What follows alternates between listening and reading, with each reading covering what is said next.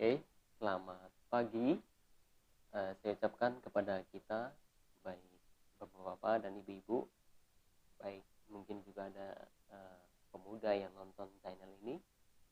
Biarlah kita bersama kembali untuk menikmati firman Tuhan, supaya kita diberkati oleh Tuhan dan kita mengerti rencana Tuhan dalam setiap kehidupan kita.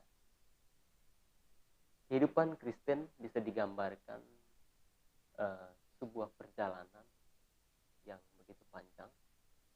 Biasanya perjalanan panjang ya bapak-bapak dan ibu-ibu, itu biasanya kita mengalami suatu hiruk pikuk, di mana pengujian terhadap iman kita ada begitu banyak tantangan demi tantangan, rintangan demi rintangan yang untuk mencoba menghalangi setiap jalan-jalan kita ketika kita mau dekat dengan Tuhan.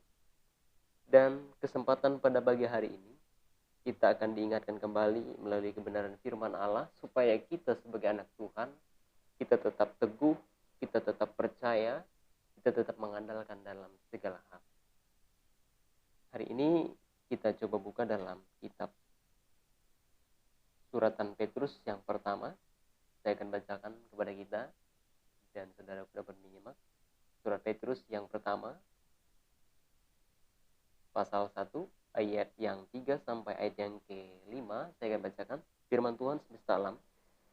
Terpujilah Allah dan Bapa Tuhan kita Yesus Kristus, yang karena rahmat-Nya yang besar telah melahirkan kita kembali oleh kebangkitan Yesus Kristus dari antara orang mati kepada suatu hidup yang penuh pengharapan, untuk menerima suatu bagian yang tidak dapat binasa, yang tidak dapat cemar, dan yang tidak dapat layu, yang tersimpan di sorga bagi kamu, yaitu kamu yang dipelihara dalam kekuatan Allah karena imanmu, sementara kamu menantikan keselamatan yang telah tersedia untuk dinyatakan pada zaman akhir.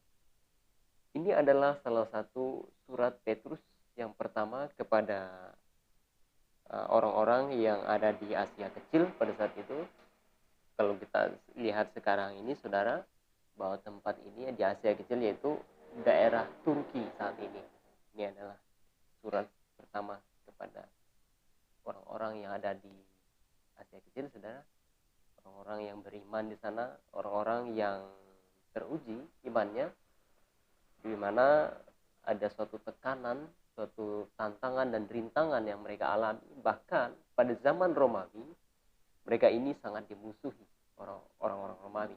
Tetapi saudara, Rasul Petrus mencoba menguatkan, meneguhkan hati mereka untuk tetap taat kepada Tuhan, untuk tetap fokus kepada Tuhan, untuk tetap setia dalam hal perkara-perkara surgawi. Firman Tuhan katakan bahwa di ayat yang kelima, yaitu kamu yang dipelihara dalam kekuatan Allah karena imanmu, sementara kamu menantikan keselamatan yang telah tersedia untuk dinyatakan pada zaman akhir. Jadi saudaraku, kita tahu bahwa tantangan iman kita itu sangatlah banyak, saudara. Kita tahu hari-hari ini ada begitu banyak orang-orang yang percaya kepada Tuhan, bahkan pendeta pun sekalipun bisa meninggalkan Tuhan karena berbagai tantangan, rintangan, dan lain hal sebagainya. Ada sebuah kisah, saudara. Kisah ini seorang pendeta yang bernama, saya tulis di sini namanya P.T. Wilson. Dia kelahiran Amerika Serikat, saudara. Bagaimana beliau ini adalah seorang pendeta besar ya, saudara. Pendeta yang sangat luar biasa menurut ukuran dunia. Dia ini adalah pendeta yang sukses sekali, saudara. Di mana pada saat itu pelayanannya diberkati oleh Tuhan. Pelayanannya juga membimbing para pidana dan juga membimbing orang-orang yang terlantar, miskin seperti itu, saudara. Dan juga pendeta P.T. Wilson ini, dia juga menulis sebuah buku. Banyak buku yang dia tulis, dan dia ini ada begitu banyak hal yang dialami. Dia membuka cabang demi cabang, membuka gereja. Dia membuka sebuah gereja,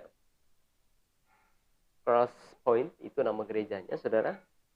pada tahun 2002 dimulai perintisannya, dimulai acara pembangunan gerejanya.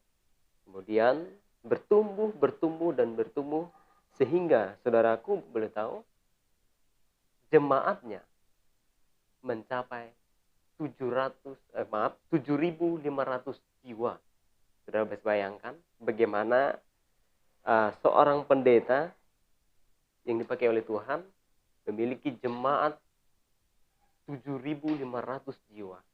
Tentu kalau kita pikir-pikir jam terbangnya nih banyak banget nih. Iya, betul. Dan apa yang terjadi, saudara? Berjalannya waktu, orang kaget terheran-heran akan apa yang terjadi kepada pendeta ini. Pendeta ini membuat surat untuk permohonan atau surat untuk mengundurkan diri sebagai seorang pendeta. Orang kaget. Lalu diselidiki, saudara, apa yang terjadi kepada orang ini? Ternyata pendeta ini kenapa bisa meninggalkan pelayanannya yang begitu banyak, yang begitu besar sekali, jemaatnya juga ribuan dan hampir mencapai jutaan orang, saudara. Bagaimana ketika saat itu apa yang dilihat orang ini? Ternyata pasti pendeta ini yang bernama P.T. Wilson ini, dia mengalami suatu pergumulan berat. Dia mengalami suatu tekanan berat. Dia mengalami suatu depresi yang sangat berat ketika dia melayani. Sehingga dia memutuskan harus meninggalkan pelayanan.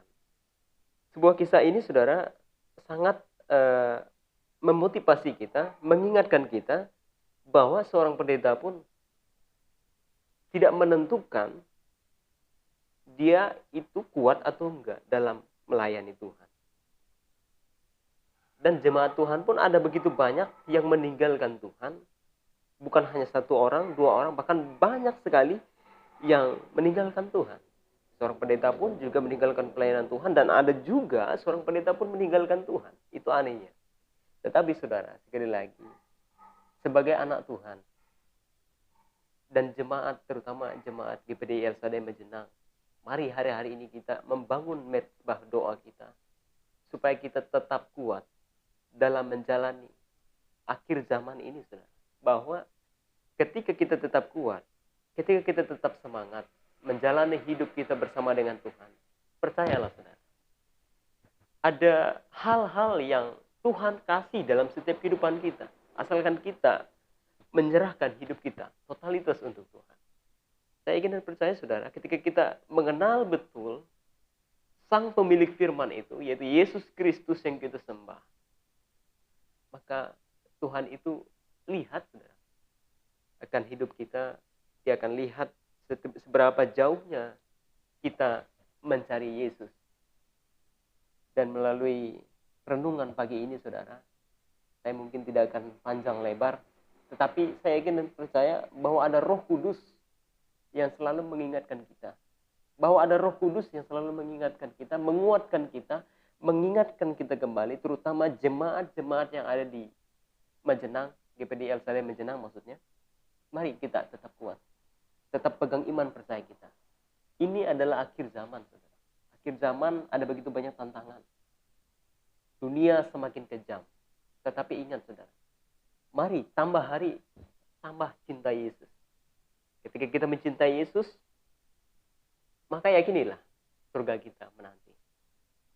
Kalau kita mencintai dunia, itu sama halnya kita membenci Yesus. Sebab itu, biarlah Roh Kudus yang menguatkan kita. Kita berdoa. Bapa di surga, terima kasih Tuhan buat kebenaran firman-Mu pada pagi hari ini yang kami telah dengar. Biarlah melalui renungan ini kami dapat disadarkan kembali bahwa tujuan akhir kami yaitu menyenangkan Tuhan, surga kekal. Dunia bisa menawarkan yang indah-indah.